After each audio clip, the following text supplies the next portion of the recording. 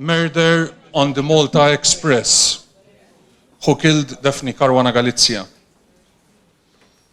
This book is dedicated to Daphne, to Peter, Matthew, Andrew and Paul, to Michael, Rose, Corinne, Mandy and Helen, and to Rose Daphne Caruana Galizia, born on 21st December 2018. This book has been completed thanks to the support of the JFJ Investigative Grant Program of the Justice for Journalists Foundation. Murder on the Malta Express. If we are judged by the nature of our enemies, then Daphne Caruana Galizia should be remembered as a hero of our time. Her murder matters, and it is of concern not just to the people of Malta, but to the world. It speaks to the great problem of today: dirty money's erosion of democracy and the rule of law. Gangsters and their smooth-talking lawyers, fixers and PR truth twisters are using crooked microstates to wash their ill-gotten gains from Angola to Azerbaijan, so that their money ends up in London, Miami, Rome, or New York. Daphne took them on because she was disgusted at the lies told by her government to enable the money laundering process. Her blog, read by more people than Malta counts as citizens, was a daily whistle blast, calling out the government and the opposition, the shadowy foreign money men and their cronies, for their dodgy deeds. The Panama Papers was just one example of Malta doing precisely nothing to bring to book blatant dishonesty in public office. Her Assassination presents the sleuth with a series of plot twists akin to an Agatha Christie murder mystery for the 21st century. Malta's most fearless journalist was driven by a passionate belief in the truth, but she also had a sharp tongue and a nose for a story. She was the living embodiment of Gustave Flaubert's observation that when fighting for truth and justice, it is never a good idea to wear one's best trousers. She fought like a tiger, and this earned her so many enemies that one inevitably loses count of the people who wished her harm. Living under threat became a fact of life for an investigative journalist on a small island with a newfound reputation as an international luxury locomotive for dirty money. Once better known for its history and natural beauty, Malta was the base from which she challenged corruption head-on, without fear or favor. In a blog post shortly before her death, she wrote, "There is something else I should say before I go.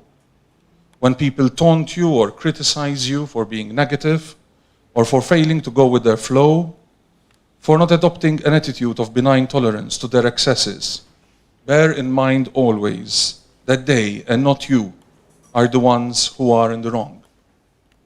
Her reward was death by car bomb. 3 men have been formally charged with the killing. They deny it. It seems likely that they are merely the executioners, since she never wrote about them. And so the critical question remains unanswered. Who sent them? Who ordered her death? Daphne described Malta as a dirty money train hurtling through the night with a cast of dodgy characters on board. Daphne cast herself in the role of Miss Marple and Hercule Poirot, joined together at the hip. The other characters are the island's Prime Minister, branded by some as the artful dodger of Europe. The woman alleged by Daphne to be the recipient of $1 million bang, who happens to be the Prime Minister's wife. The leader of the opposition, whose claim to fame is Daphne's description of him as a money launderer for brothels in London Soho. The Prime Minister's duo of creepy consiglieri, both named in the Panama Papers. The government minister accused by Daphne of skipping a boring conference to visit a brothel. The Iranian boss of a money laundering bank. The Maltese EU commissioner who was asked to resign amid a flurry of bribery allegations. The suave and super smooth Swiss lawyer known as the Passport King for selling citizenships to the fabulously wealthy. the daughter of a tyrant currently ruling a fabulously corrupt, oil-rich nation. The billionaire boss with two passions, casinos and gas power stations. The globe-trotting professor named as a bit player in the Trump-Russia inquiry. Sundry gangsters, fuel smugglers, and other dubious types. All concerned deny any wrongdoing. A Council of Europe report by Dutch MP Peter Omtzigt in 2019 sets out the failings of the rule of law in Malta. Omtzigt found that the Maltese Prime Minister hires and fires his police chiefs on a whim. Prime Minister Joseph Muscat is now on his 5th Commissioner of Police in 6 years. Too many of Malta's judges are political appointees, reports Omtzigt, a state of affairs fundamentally incompatible with the idea of judicial independence. And the country has a culture of impunity, says the man from the Council of Europe. The picture that emerges is of monstrous corruption, its greatest enemy slain. Daphne's loss was most brutal for her husband, Peter, her 3 sons, Matthew, Andrew, and Paul, and her close relatives and friends. But it was a huge blow to all decent Maltese people. The outrage echoed around the world. In the annual report of the Group of States Against Corruption in 2017, Daphne's sons wrote, "In countries where there's no will or capacity to prosecute the corrupt figures they expose, journalists often become the targets themselves. The state's full force is brought down not on the corrupt, but on the journalists and whistleblowers who bring their corruption to light." When the first Panama Papers reports broke in some countries, journalists working on the Panama Papers were hit with vexatious lawsuits, financial threats, targeted tax investigations, and physical harassment. Some of those journalists are likely to be murdered. Since 1992, 2/3 of all murdered journalists were covering politics and corruption. The statistic shows us that a journalist is murdered when institutions fail to investigate corruption, when they fail to prosecute it, and when they fail to deter it in the first place. The murder of journalists betrays institutionalized failure and extreme levels of corruption. The international community of journalists reacted to her death by creating the Daphne Project, a cleverly effective response, bringing together reporters from multiple news organizations around the world, pooling resources to continue her investigations. This book aspires to be a continuation of the spirit of the Daphne Project. It is written by 3 journalists, Carlo Bonini, Manuel Delia, and John Sweeney. Bonini is a reporter for Italy's La Repubblica, who specializes in covering organized crime and is one of the 45 journalists on the Daphne Project. Delia is a Maltese blogger who unwittingly found himself trying, as if anyone could, to fill Daphne's shoes after her assassination. Sweeney was the reporter on BBC Newsnight who took Prime Minister Joseph Muscat to task over Malta's culture of impunity. The reason we have written this book is because the Maltese state seems unwilling to lift stones for fear of what it may find beneath. To take just one example, at the time of writing, the 3 men accused of her murder have yet to be tried, although the evidence against them appears to be overwhelming. The state appears to have ruled out any form of plea bargaining. The former head of Europol has publicly complained about the Maltese state dragging its feet in the investigation. It is almost as if the Maltese powers that be do not want to know who sent the executioners. After all, no one has been ruled out as a suspect, not even the Prime Minister. This is our attempt to pay tribute to Daphne Caruana Galizia, to keep the light of her journalism burning, and to set out why the main suspects have not been held to account. The person or persons who ordered Daphne's assassination will not enjoy the contents of this book. This is exactly why we urge you to read it.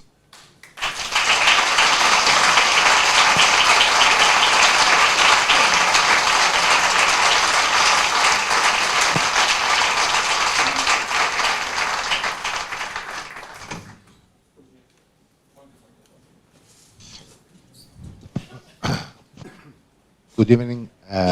Buonasera. Just few words, since I'll be have much time later on with my lecture. I'd like to say that I'm happy to be here, but this is not the case. It's not the case because for the second year in a row, I'm here with no answers to the questions which we delivered 2 years ago after Daphne's death. I'm in Malta once again, facing something that probably in a different place in Europe would be unbearable. And this is something that is still is shocking for me. Also, if I come from Italy. I mean, I come from Italy, so not far from here. We are a country where we have huge problems with corruption, with organized crime. Nevertheless, what is going here is something that never happened anywhere in Europe. Sorry for the...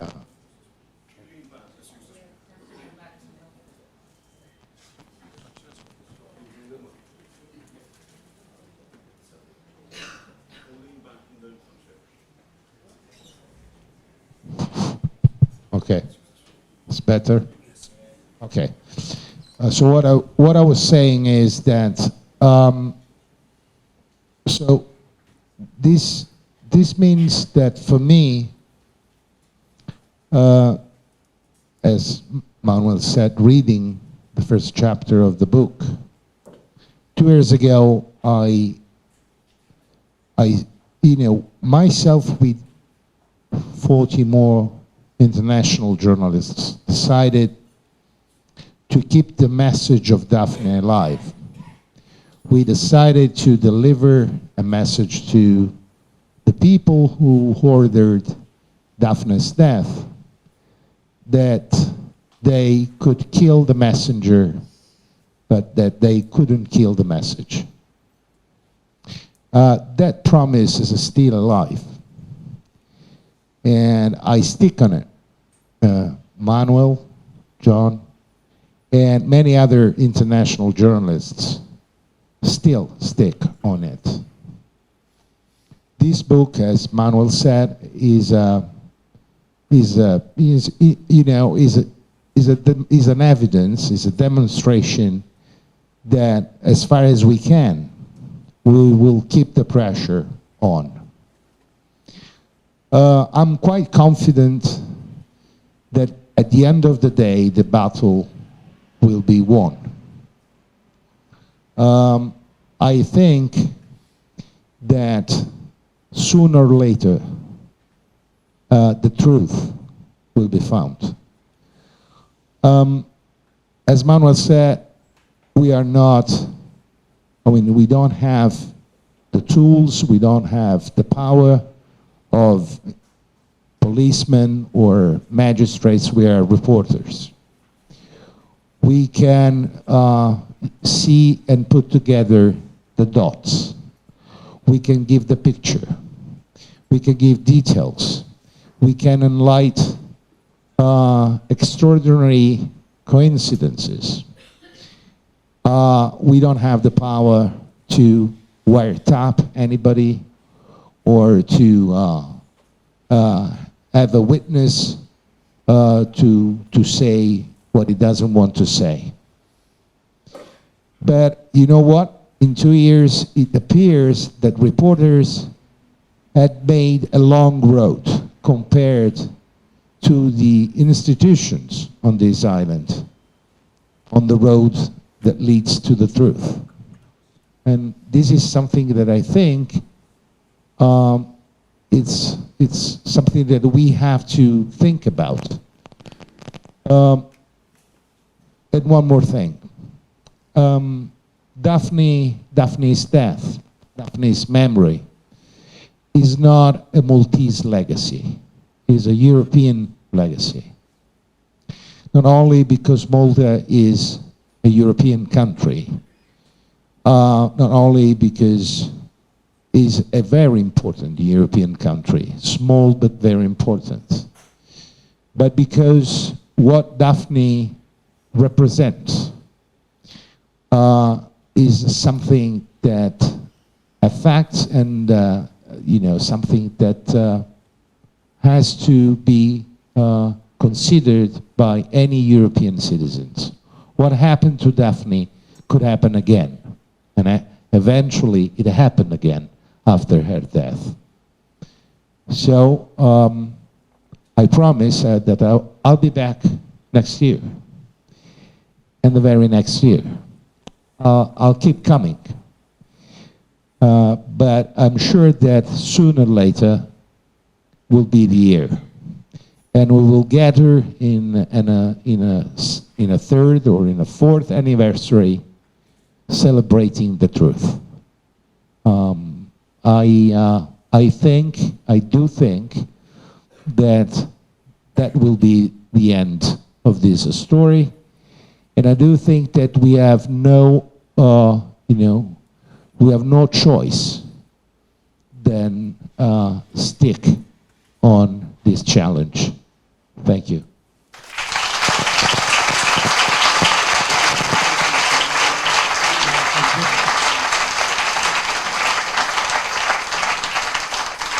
Just want to introduce Maria from the Justice for Journalists Foundation, which is thanks to the foundation that we could write this book. So thank you, and here she is.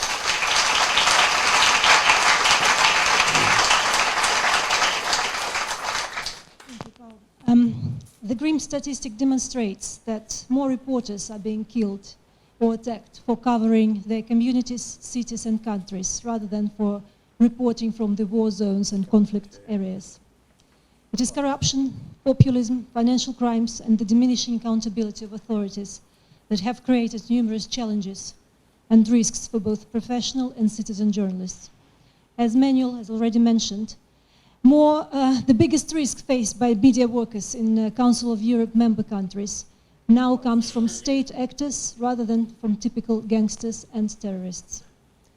Daphne's case is emblematic of what seems to be an embedded problem in countries where transparency and accountability of the authorities are still underdeveloped and democratic values are being replaced by greed and corruption and cynicism. It is unfortunate that being here today as a director of an international foundation created by a Russian citizen, Mr. Khodorkovsky, who was himself for 10 years Putin's political prisoners, I see so many similarities between Malta and Russia. On this beautiful sunny island, a talented woman, a devoted mother, a fearless fighter, was brutally murdered in October 2017. Precisely 11 years before her, Anna Politkovskaya, another brave fighter for the truth, honest soul and independent thinker, was shot dead while entering her apartment building in the middle of Moscow. Neither of these women's families know the identity of the people who ordered their murders. Neither of them has found justice. Yet, there are many more courageous and restless people in the world who continue their investigations, not only into the stories that got these women and other media workers killed, but also in their murders. It is my honor to be here today and endorse the inspiring team of authors who have today present their book investigating the story behind Daphne's assassination. Justice for Journalists Foundation is proud to have provided a grant to support the creation of this book. Thank you very much.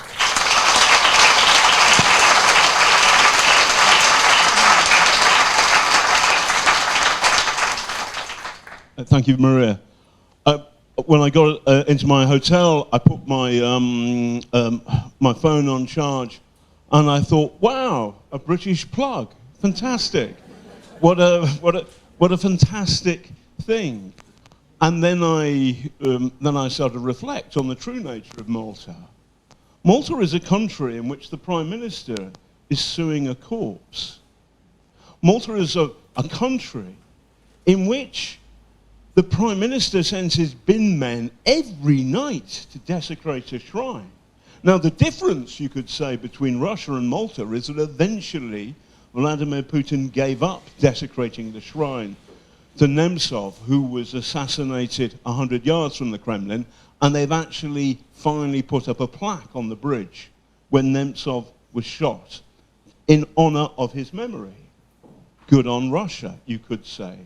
Malta has yet to learn that disrespecting a wonderful public figure, as Daphne was, is a terrible thing to do, a truly terrible thing to do. And they should stop it, and they should stop it now. Let that shrine be. Now,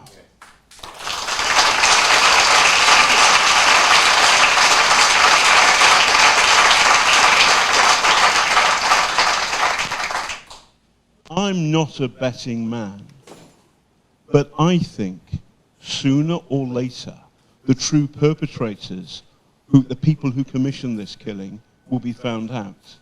And I mean, there is a lot, you can feel the pressure here, but it feels, maybe I'm wrong about this, but it feels that the information is beginning to come out, which will change things, maybe quite soon. But I also feel pretty upset and pretty angry with the international community, with the British and the Americans and the Europeans. I would like to say the British are the Europeans, and they are. But that's something we're still arguing about, so let's not go there. But I have to say that neither a British or an American publisher would publish this book. Instead, we have the fantastic multi-billion-pound corporate Midsea Books, which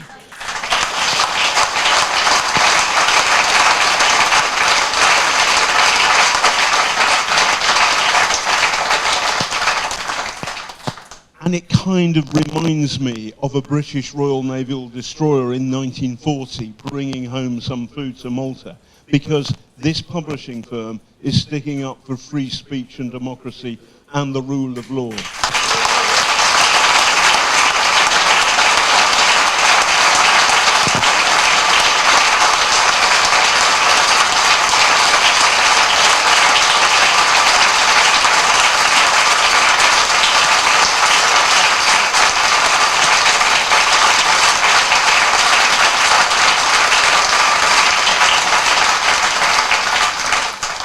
Now, today we went to the media centre and recorded an interview, and it's run by the Catholic radio thingy, what's it? They own this building. But you haven't given me a warning, so I'm not going to stop. We've been threatened, our book has been threatened by a letter from a company of libel lawyers. And they're not Maltese, they're based in London. And the company is called Carter Fuck. Oh, I'm sorry, I got that wrong. I'm sorry, you didn't see that, sorry. It's called Carter Rock. And you know who else they act for? The Church of Scientology. So, I mean, get this. In a land where you have British plugs, the Maltese taxpayer is paying for a British law firm which also represents space aliens. I mean, does the leader of the opposition know this? Or is he the leader of opposition, or is in fact he, maybe like the Prime Minister, is a space alien too? Perhaps they and Carter Ruck should go back to the planet Zog from whence they came.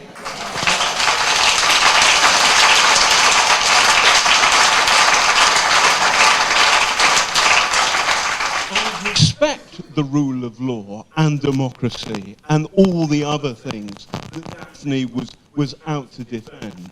By the way, At this point, I would normally say these are not the views of the BBC, but I've left, so they're my views.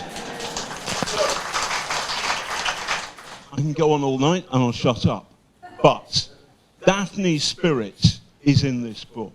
You can feel it. When we were following her footsteps, there are moments when you go, I wouldn't have said that, I wouldn't have written that. I understand her anger, and there were times that it's frightening where she went. There are times of pure joy.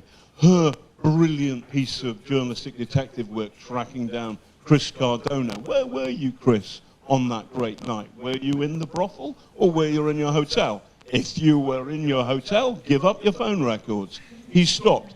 But he's been represented by the lawyers for the space aliens. Carter Ruck acts for the government of Malta. That's weird.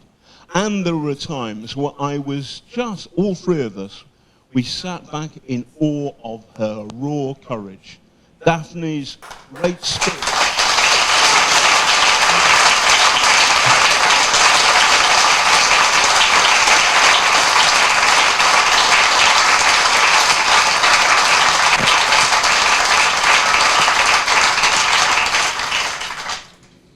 Okay, thank you very much. So, was it, I suppose, we'd like you to buy the book.